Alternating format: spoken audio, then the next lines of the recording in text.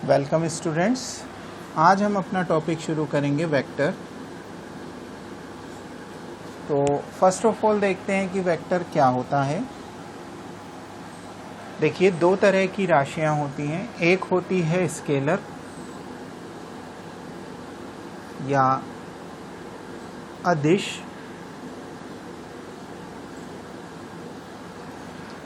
एक होती है वेक्टर या सदिश। अब अगर आप इन दोनों शब्दों को तोड़ेंगे, ब्रेक करेंगे, तो अदिश में हुआ अ और दिश, सदिश में हुआ स और दिश। जैसा कि आप जानते हैं कि अ लगने का मतलब जिसमें वो चीज़ नहीं होती और स लगने का मतलब जिसमें वो चीज़ होती है। तो ऐसी सभी चीज़ें, ऐसी सभी क्वांटिटियाँ, ऐसी सभी राशियाँ जिनमें दिशा भी होती है, सदिश, जो दिशा के साथ होते हैं, वे सभी सदिश कहलाती हैं। और ऐसी सभी राशियाँ जिनमें दिशा नहीं होती या जिनके लिए दिशा का महत्व नहीं होता, वो सभी राशियाँ अदिश कहलाती हैं। ठीक है। फॉर एग्जाम्पल, अदिश में हुआ भार। ठीक है। भार, अब आपका भार या किसी भी चीज़ का भार आप देखें तो उससे कोई फर्क नहीं पड़ता कि भार कितना है। ठीक है। अगर आपका भार मान लीजिए 50 किलो है, ठीक है, तो मुझे आपके भार के साथ कभी भी ये जानना नहीं होगा कि किस दिशा में आपका भार 50 किलो है। ठीक है। कोई फर्क नहीं पड़ता, किसी भी दिशा में जाओ आपका भार 50 किलो ही होगा। मगर अगर मैं ये कहता हूँ कि मोहन और सोहन दोनों के घर 100 मीटर दूरी पर हैं, ठीक है, 100 मीटर दूरी पर मोहन और सोहन के घर हैं। अब मैं कहता हूं कि मोहन अपने घर से बाइक लेकर 30 किलोमीटर प्रति घंटा की रफ्तार से निकला, तो बताइए कि वो सोहन के घर कितनी देर में पहुंच जाएगा। ठीक है। तो भाई आप मैथमेटिकली इसको कर सकते हैं कि आप 100 मीटर की दूरी तय करने में उसे कितना देर लगेगा। अगर वो 30 किलोमीटर तय करता है 1 घंटे में, ऐसे करके आप मुझे मेरा जवाब दे देंगे ऑब्वियसली। मगर वहीं पे मैं आपसे अगर ये कहूँ कि मोहन सोहन के घर कभी पहुंचेगा ही नहीं, तो आप कहेंगे ऐसा कैसे हो सकता है कि मोहन सोहन के घर पहुंचेगा ही नहीं। तो उसका बहुत सीधा सा जवाब है, आपने मुझे बताई स्पीड, चाल, वेग नहीं बताया। अब चाल और वेग में क्या अंतर होता है? तो चाल और वेग में बहुत सिंपल सा अंतर होता है कि चाल में आपको दिशा नहीं दी जाती, मतलब कि ये एक अदिश राशि होती है। ठीक है। स्पीड, ये एक अदिश राशि होती है। ठीक है। अब इस राशि का मान जो होता है उसमें केवल संख्या होती है, दिशा नहीं होती। अब इसकी बजाय अगर मैं कहता आपसे कि मोहन सोहन के घर की ओर, मोहन सोहन के घर की ओर 30 किलोमीटर पर घंटे की स्पीड से निकला है, तो वो कितनी देर में पहुंचेगा? हो सकता है कि एक अलग डायरेक्शन हो, यहाँ पे बस स्टैंड हो और मोहन को सोहन के घर जाना ही नहीं हो, उसे इस स्पीड से बस स्टैंड जाना हो, तो वो सोहन के घर क्यों पहुंचेगा? वो तो बस स्टैंड पहुंचेगा। ठीक है। तो ये महत्व होता है वेक्टर का। ठीक है। तो ऐसी सभी राशियां जिनमें एक परिमाण के साथ साथ दिशा भी होती है, वो सभी राशियां जो होती हैं वो राशियां सदिश राशियां कहलाती हैं और अन्य सभी राशियां अदिश राशियां कहलाती हैं। ठीक है। तो इस तरह से हम सदिश को परिभाषित करते हैं कि ऐसी भौतिक राशि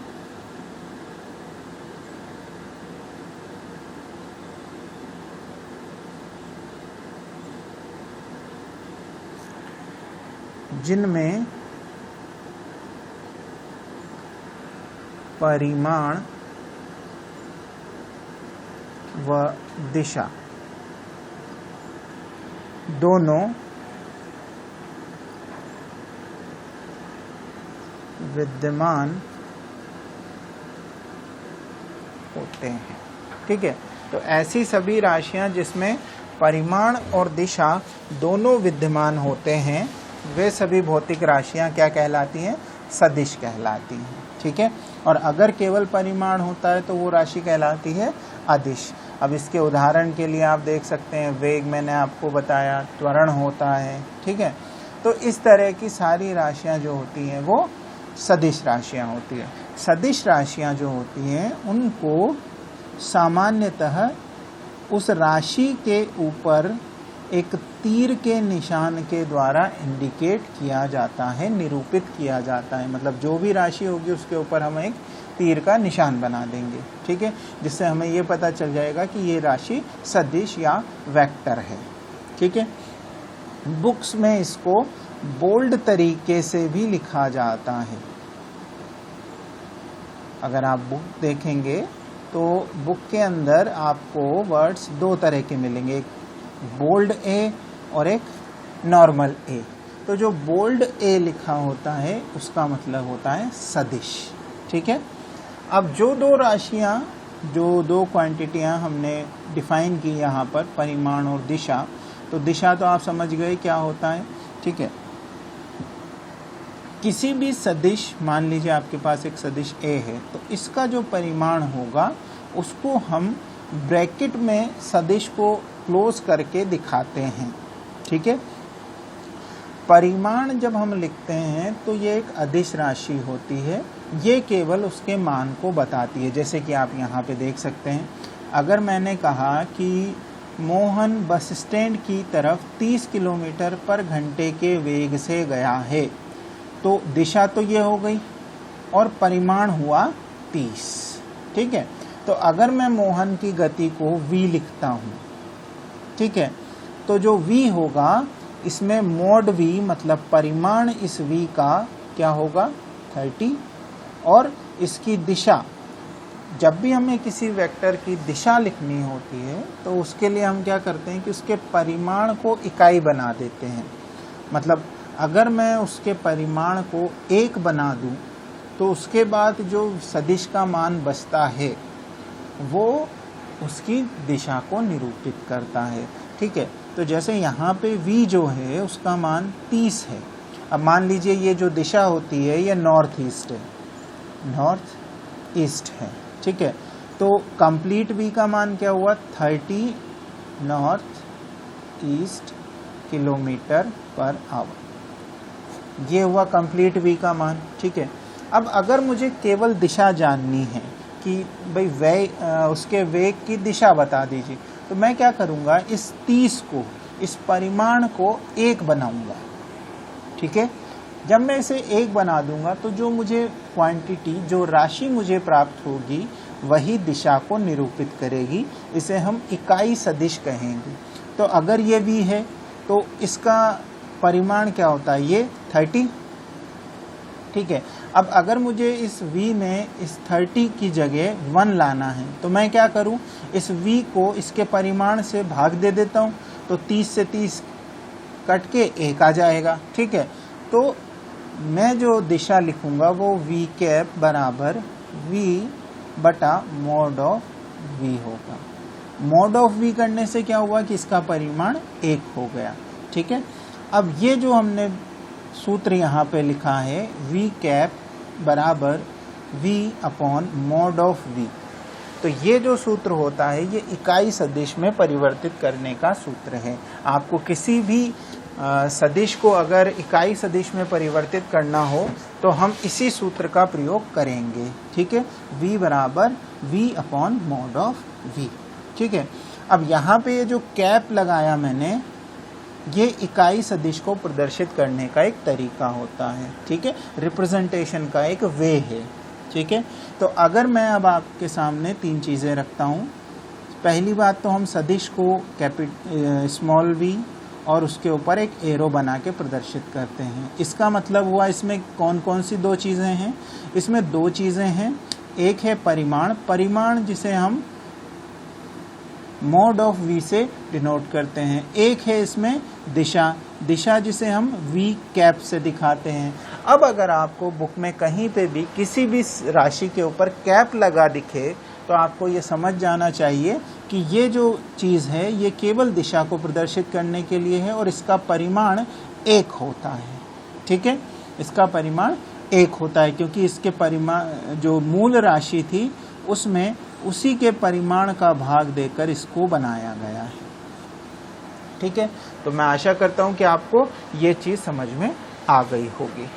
ठीक है, अब हम आते हैं काइंड ऑफ वेक्टर्स।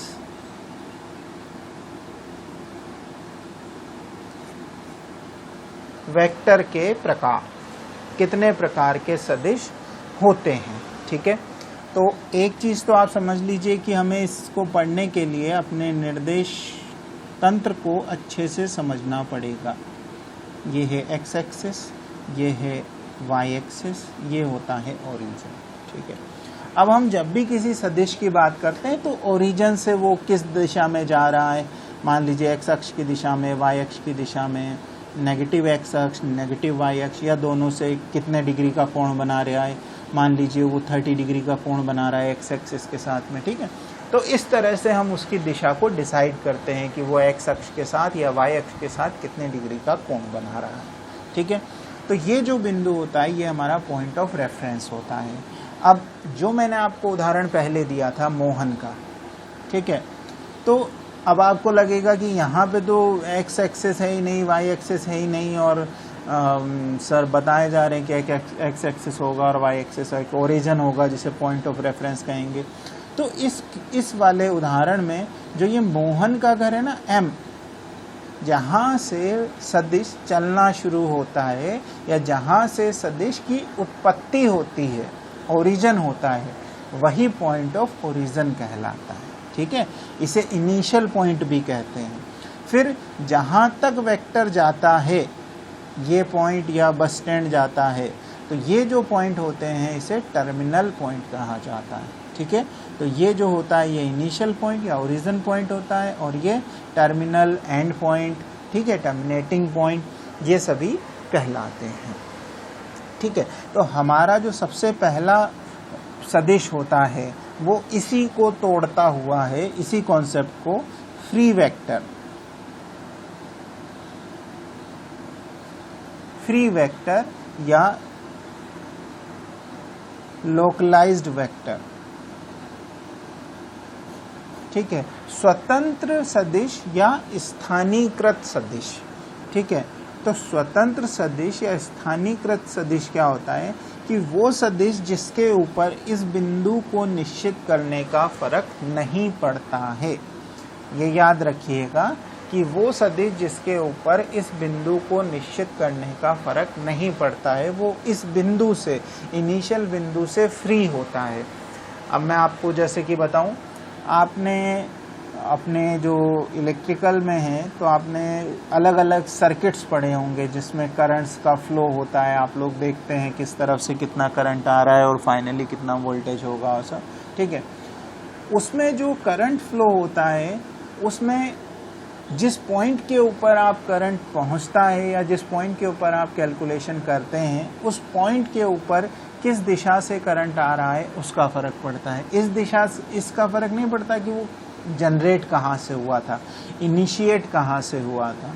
इसी तरह से अगर आप फोर्स देखेंगे, अगर मान लीजिए एक आपके पास एक पिंड है, ठीक है, उसके ऊपर 3 दिशा से फोर्स लग रहा है। ठीक है, तो ऐसी दिशा में, ऐसी कंडीशन में हम क्या करते हैं कि उसका एक रिजल्टेंट फोर्स निकालते हैं कि जब तीनों फोर्स मिलेंगे तो तीनों फोर्स के मिलने से किस तरह से उसको कैलकुलेट किया जाएगा। तो इस प्रैक्टिकल चीज़ को हम थ्योरेटिकली क्या करते हैं कि फिर हम एक ड्रॉ करेंगे स्केच, और हम इस पॉइंट के ऊपर जो ये फोर्स है इसके पैरेलल एक फोर्स बना देंगे, वेक्टर बना देंगे। ये जो फोर्स है इसके पैरेलल एक वेक्टर बना देंगे, ये जो फोर्स है इसके पैरेलल एक वेक्टर बना देंगे, और इन तीनों के रिजल्टेंट हम वेक्टर निकाल लेंगे। तो ये जब आप ऐसा कर पाएं कि इन तीनों प्रैक्टिकली लगने वाले फोर्सेस को उठाकर कहीं और ले जा सकें, मतलब इन तीनों के पैरेलल जब आप वेक्टर बना सकें, कोई फर्क नहीं पड़ा मैंने इन वेक्टरों को यहाँ की बजाय यहाँ बना दिया तो, ठीक है, तो जब आप ऐसा कर पाएं तो ये वेक्टर कहलाते हैं फ्री वेक्टर और लोकलाइज्ड वेक्टर। ठीक है,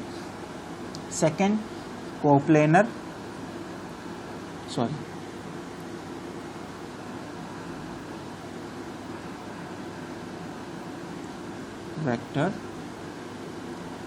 तो देखिए कोप्लेनर वेक्टर क्या होता है, इसको समझिए कि कोप्लेनर वेक्टर, जैसे ये एक प्लेन है, ठीक है, ये एक सरफेस है, तो ये एक प्लेन है, तो जो दो वेक्टर किसी एक ही सरफेस पे होते हैं, ये दोनों इसी सरफेस पे, तो ये दोनों वेक्टर कहलाएंगे कोप्लेनर वेक्टर। अगर इसकी जगह मेरे पास कुछ ऐसा होता कि एक सरफेस तो यहाँ पे थी जिसके ऊपर ये वेक्टर था, ठीक है, इस तरह से थी ये सरफेस, और एक सरफेस यहाँ पे थी, इसके ऊपर एक और वेक्टर था, तो अब ये दोनों वेक्टर जो होंगे अलग अलग प्लेन पे हैं। तो जब वेक्टर अलग अलग प्लेन पे होते हैं तो ये कोप्लेनर वेक्टर नहीं कहलाते, ठीक है। तो जब एक ही प्लेन पे हो तो वेक्टर्स को जर्नल वेक्टर या कोप्लेनर वेक्टर कहते हैं, ठीक है।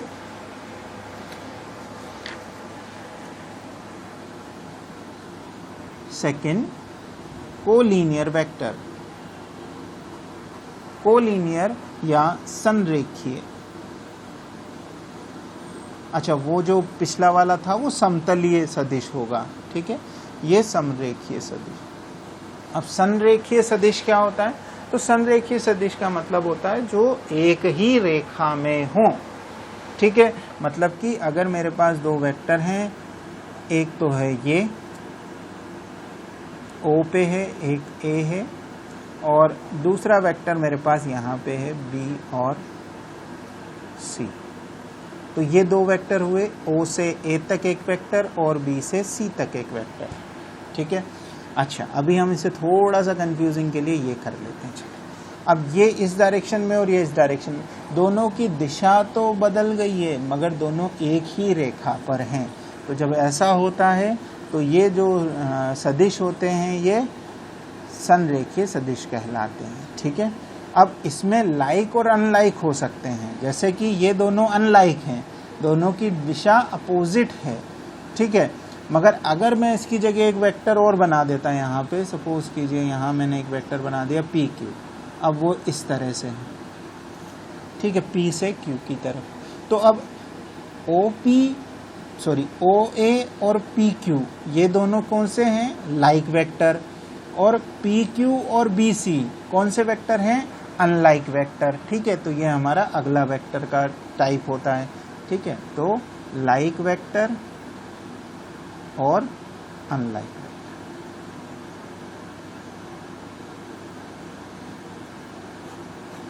ठीक है। सदृश और असदृश सदिश, ठीक है। अब आता है इक्वल वेक्टर।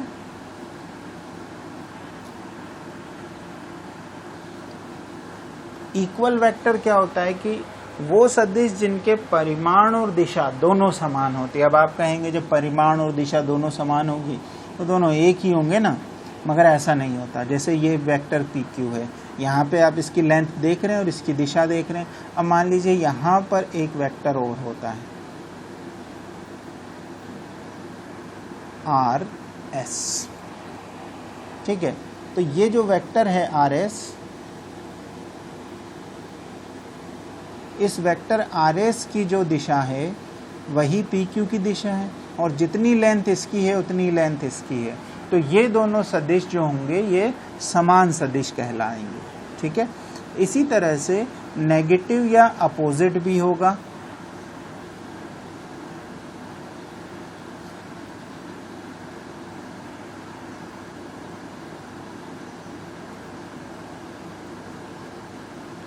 नेगेटिव या अपोजिट, ठीक है, ऋणात्मक या विपरीत सदिश। तो आप ये समझ सकते हैं, अभी मैंने आपको समान बताया, बस अंतर एक ही होगा कि ये दोनों होंगे बराबर, मगर इनकी दिशा जो होगी वो अपोजिट होगी, ठीक है। तो यहाँ पे PQ वेक्टर और LM वेक्टर दोनों विपरीत या ऋणात्मक सदिश कहलाते हैं, ठीक है। इसके बाद आता है नल और जीरो, शून्य सदिश, ठीक है। तो जैसे कि इसका नाम से ही आपको लग गया होगा, शून्य सदिश मतलब इसका कोई मान नहीं होता, इसका परिमाण 0 होता है, इसमें केवल कहने के लिए दिशा होगी मगर ये कहीं नहीं जाएगा, और जब कोई वेक्टर कहीं नहीं जाता तो उसका मान 0 हो जाता है। ठीक है, तो उसकी दिशा से भी कोई फर्क नहीं पड़ता, मगर ये 0 या अब जैसे मैंने आपको यहाँ दिखाया OA था, PQ था, ठीक है, BC था, RS था, तो मतलब अगर कोई ऐसा सदिश है जो इस बिंदु से A से शुरू होता है और A पर ही ख़त्म हो जाता है, ठीक है, मतलब कि मैं इसे लिखता हूँ AA वेक्टर, तो ये बिंदु A से ही शुरू हुआ था और A पे ही ख़त्म हो गया, तो ये जो सदिश होगा इसको हम शून्य सदिश कहते हैं। ठीक है, प्रायोगिक रूप से इसको इतना ज़्यादा महत्व इसका नहीं होता, मगर सैद्धांतिक रूप में क्योंकि हमें बहुत सारी इक्वेशंस बनानी होती, बहुत सारी जगह हमें शून्य को प्रयोग में लेना होता है, तो हम शून्य सदिश को परिभाषित करते हैं। इसका अगला प्रकार होता है यूनिट वेक्टर। यूनिट वेक्टर जो होता है वो हमने जैसा पहले पढ़ा इकाई सदिश, ठीक है, इकाई सदिश में क्या होता है कि इसकी जो लेंथ होती है या परिमाण होता है वो 1 होता है। अगर मैंने एक सदिश लिखा A कैप, तो कैप लगाते ही आप समझ जाएंगे कि ये क्या है, ये यूनिट वेक्टर है। तो ये जो यूनिट वेक्टर होता है अगर मैं इसका परिमाण निकालूं तो इसका परिमाण आएगा 1। क्यों? क्योंकि ये मूल वेक्टर जो A था उसमें उसके परिमाण का भाग लगाकर बनाया गया है। तो जब आप इसका परिमाण निकालेंगे तो परिमाण की राशि ऐसी की ऐसी रह गई और इसका परिमाण हो गया 1। तो इनका जब परिमाण निकाला जाएगा तो हमें कुछ ऐसा प्राप्त होगा,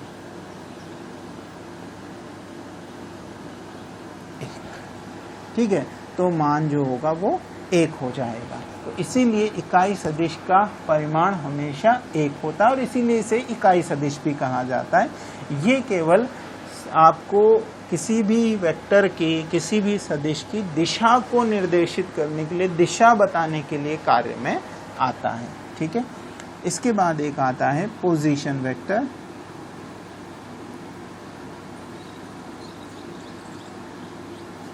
पोजीशन वेक्टर, तो पोजीशन वेक्टर क्या होता है, जो हम इतनी देर से ये कर रहे थे ना, OA, PQ, BC, RS, LM, ये सब पोजीशन वेक्टर थे। मतलब किसी भी वेक्टर की दिशा को दिखाने, पोजीशन को दिखाने वाले, स्थिति को दिखाने वाला सदिश जो होगा वो होगा स्थिति सदिश।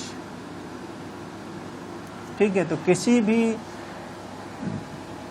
सदिश की मूल बिंदु के सापेक्ष स्थिति जो भी सदिश दिखाता है वो सदिश स्थिति सदिश कहलाता है।